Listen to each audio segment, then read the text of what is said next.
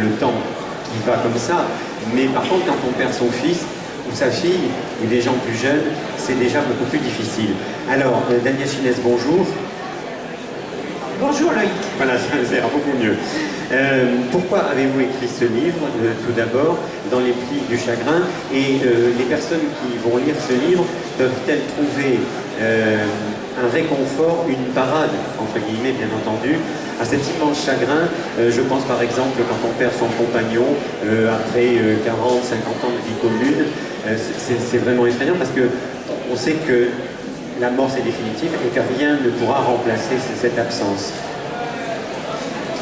Ce matin, il y avait une personne qui a acheté le livre et qui était dans une situation un peu analogue à celle dont je vais vous parler. Et je lui ai dit que la perte irréparable ne se console pas. Donc ce livre, pourquoi l'ai-je écrit? Sans doute parce qu'aujourd'hui, cette mort tragique a eu lieu il y a plus de 50 ans et qu'il me fallait du temps pour comprendre ce que la théorie concernant le deuil nous explique. Vous le savez sans doute, il y a dans le deuil 5 étapes: le déni, la colère, le marchandage, la tristesse et l'acceptation.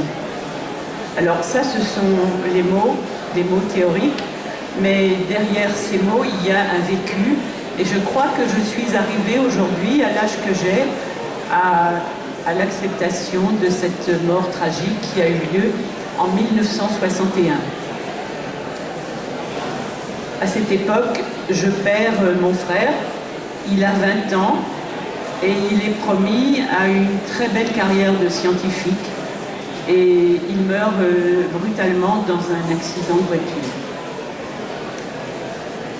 Voilà, ce que j'ai voulu dire aussi dans le livre, c'est que vont s'installer des comportements auxquels qu'on ne soupçonnait pas. Par exemple, je vais me dédoubler. Dès la mort de mon frère, je me dédouble, et 3 jours après, je vais danser avec les élèves de ma classe parce qu'on prépare la fête de l'école. Et c'est dans la salle des maîtres que je raconte les blagues les plus intéressantes sur les élèves qui se sont passés la veille ou l'avant-veille. Ce que je veux dire par là, c'est que le dédoublement, c'est une protection pour conserver en soi la douleur et ne pas l'exprimer aux autres. Alors, Daniel Chinès, on a quelques exemples de gens qui sont connus, évidemment c'est plus facile de les citer. On prend par exemple des artistes comme Annie Cordy, le jour de la mort de sa maman, elle est quand même sur scène le soir. Patrick Poivre d'Arvor, sa fille meurt dans la journée, puisqu'elle s'est suicidée, il est aux 20h le soir. Alors, est-ce que là aussi c'est, comment dirais-je, une façon d'occulter, c'est un refus, et après tout on dit, bon, la vie continue, c'est extrêmement difficile. C'est à la fois caractéristique de la première étape du deuil, c'est-à-dire le déni, et en même temps, je peux dire aujourd'hui, avec le recul, que c'est par respect pour l'entourage. C'est-à-dire que je ne me voyais pas raconter à mes collègues de l'école tout ce qui m'affectait la nuit et tous les chagrins et tous les cris dont j'étais capable. Je le dis d'ailleurs dans le livre. Il n'y a pas très longtemps, j'ai vu un tableau que vous connaissez qui est le cri d'Édouard Munch. Et ce cri est un cri intérieur, et je crois que c'est ce qui se passe dans le dédoublement, c'est-à-dire que intérieurement, on est en train de hurler, mais extérieurement, on rit aux autres parce qu'on les respecte et qu'on ne veut pas les affecter par notre chagrin. Alors, dans ce livre, qu'est-ce que vous donnez comme... Qu'est-ce que celui qui... Je le dis encore une fois, hein, je ne l'ai pas lu, vous êtes venu me voir tout à l'heure, mais voilà, c'est un ouvrage sur ces événements qu'on a du mal finalement à assimiler. Est-ce qu'il y a des conseils? Est-ce qu'il y a des choses qui sont à faire, vous qui l'avez vécu? Est-ce que c'est en fonction de chaque individu? Qu'est-ce qu'on peut dire là-dessus? Ce que je peux dire, c'est que il ne faut pas désespérer de la vie et que la vie va nous ramener à elle pour peu qu'on lui en donne l'occasion.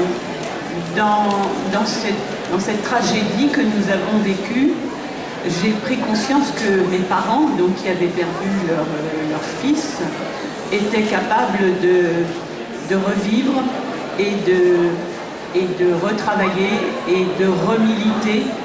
Et c'est très important dans la vie de mes parents parce qu'ils avaient un idéal politique, et même s'ils n'ont pas milité activement, ils ont conservé quand même l'espoir d'une société meilleure. Daniel Ginès, par rapport à cette époque, 1961, c'est ça que vous m'avez dit, on a maintenant des prises en charge, les psys ont évolué aussi. Ça aussi, ça peut quand même, ça peut apporter quelque chose. Alors, à l'époque, je ne crois pas que l'un d'entre nous se soit fait aider, mais c'est vrai que quand j'ai été à mon tour psychologue, j'ai aidé des gens à apaiser leur deuil, pas à le faire disparaître, ce serait totalement irréaliste. On ne guérit pas du deuil, mais disons qu'on peut l'apaiser, surtout quand on est capable de passions diverses. Et vous verrez dans le livre, je parle de toutes les passions dont on est capable après. Alors, est-ce que par exemple, la perte d'un être cher, il y a plusieurs comportements à avoir? Plus de photos, on change d'appartement, qu'est-ce qu'il faut faire? Alors je recommanderais de ne pas faire ce que nous avons fait. Nous avons cruellement fait de choses incroyables. Nous n'avons plus prononcé son nom. Nous n'avons plus parlé de lui. Mes parents ont refusé de faire inscrire sur le livret de famille son décès, c'est-à-dire qu'ils avaient 3 enfants et ils ont décidé volontairement, avec beaucoup de fermeté, que sur ce livret de famille, il y aurait 3 enfants vivants.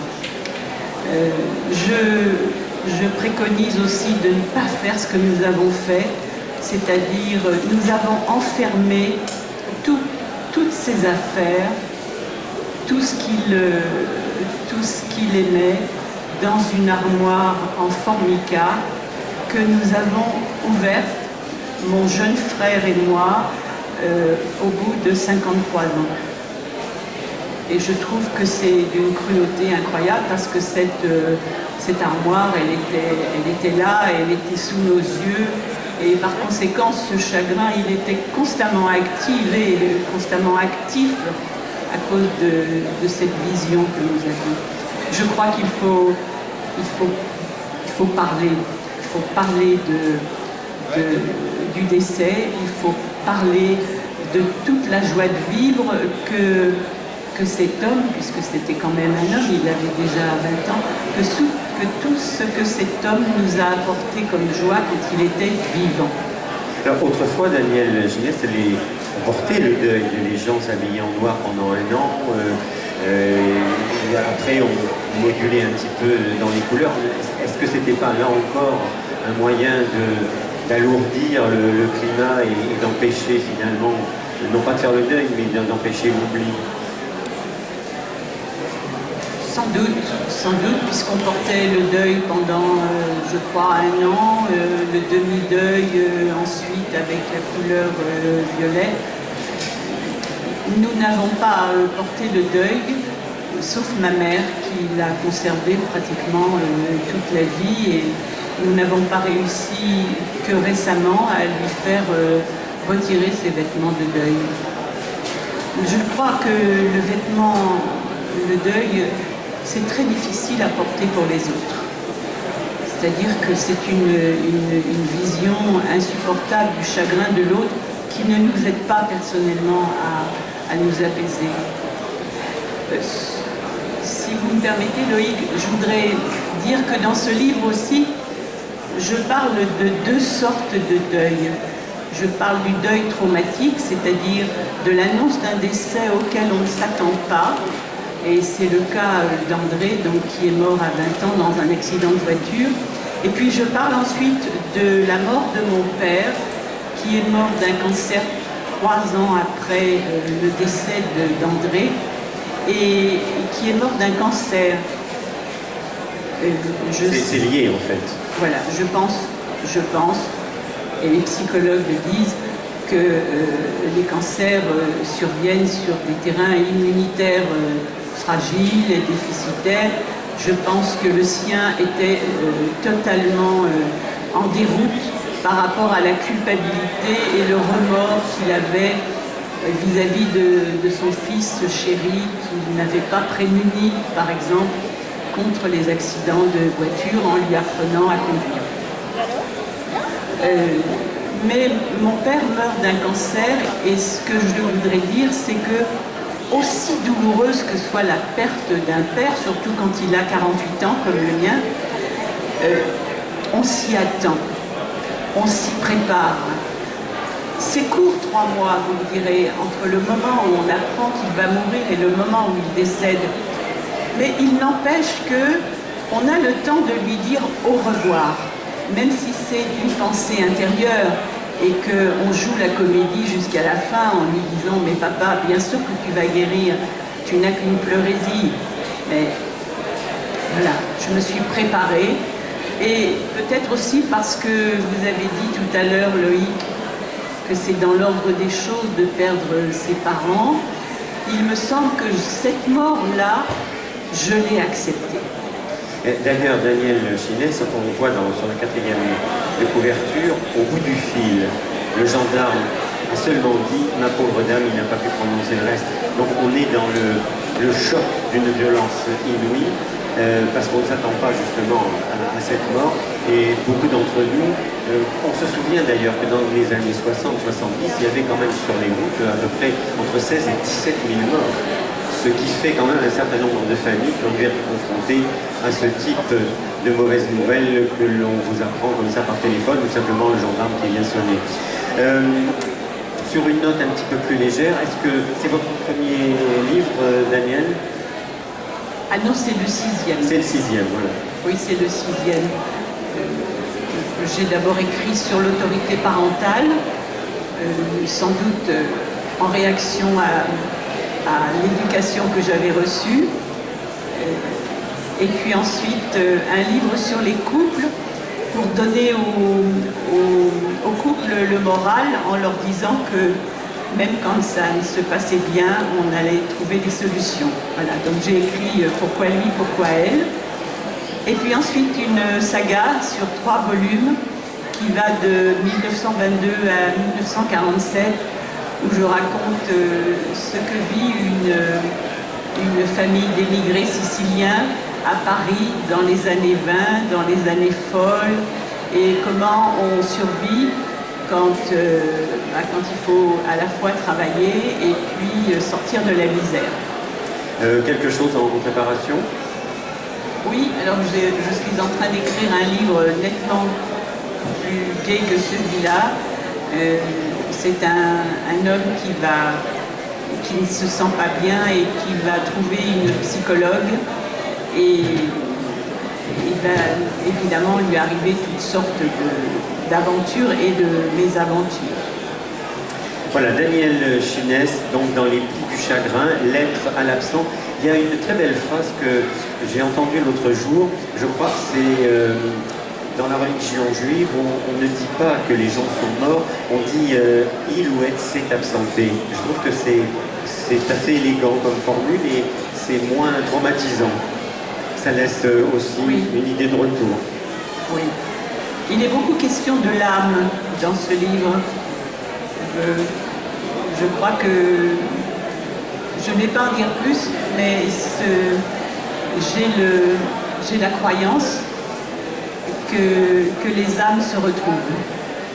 Voilà, Danielle Chinès, donc dans les plis du chagrin, lettre à l'absent, aux éditions Oxydia. Vous êtes juste après la librairie du théâtre, juste après Philippe. C'est ça. Voilà, et on vous retrouve. Merci beaucoup. Merci. C'était un sujet pas facile à traiter, Non. mais je vous avais promis qu'on le ferait. Et puis, ce sont des événements qui nous concernent tous, malheureusement, un jour ou l'autre. Hélas. Hélas. Trois fois hélas. Merci Danielle Chinès. Merci Loïc.